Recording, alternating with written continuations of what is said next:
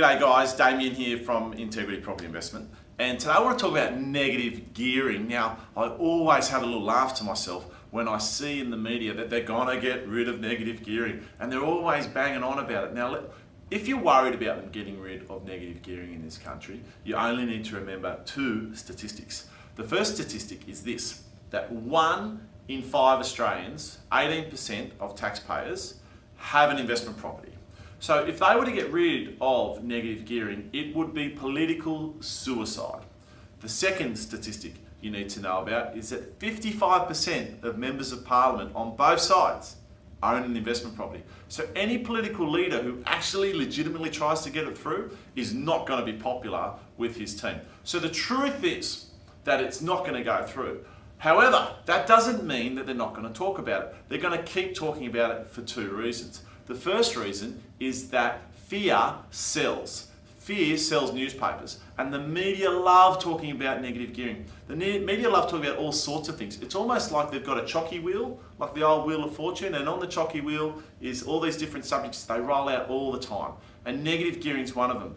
Sally the super shopper who teaches Australian families how to save $300, all these different things, dodgy doctors, dodgy tradesmen. They just, every 6 months they roll out the same story. And negative gearing is one of those stories. They do it because people get scared. They go, geez, I better watch that because that's really dangerous to me. If they get rid of negative gearing, I might be in some trouble. But they're never going to get rid of it. The second reason why they're going to keep talking about it but not get rid of it is because politicians love to present themselves as the Robin Hoods. I'm going to steal from the rich and give to the poor. Those bloody rich property investors, they've got all this money. We're going to get rid of negative gearing.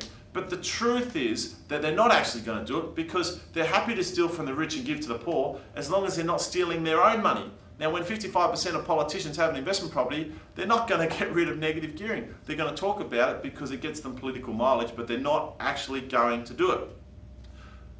Now, the great irony of this, of course, is that negative gearing actually helps the poor, not disadvantages the poor. Because the banks won't lend money to somebody who can't save a deposit and have sufficient income to pay the loan back. So there will always be people who simply can't afford to buy a home. However, those people need to rent. Now, who owns all the rental properties? There's two types of people who own the rental properties. The first one is property investors. They own all the rental properties, and the second one is the government. Now, if it wasn't for property investors, there wouldn't be any rental properties, and it would be up to the government to have housing commission. And how's that worked out so far? If you're great like me, I grew up in Campbelltown, there was in complete suburbs of housing commission, and they were a complete failure. So negative gearing is actually a really, really clever government policy that generates rental properties for people who can't afford to buy one. And it's very, very, very important. Now, if they took negative gearing away, do you think the property investors would just sell up? No, they wouldn't sell up. What they would do is put the rent up to cover the loss of the tax benefit they've got.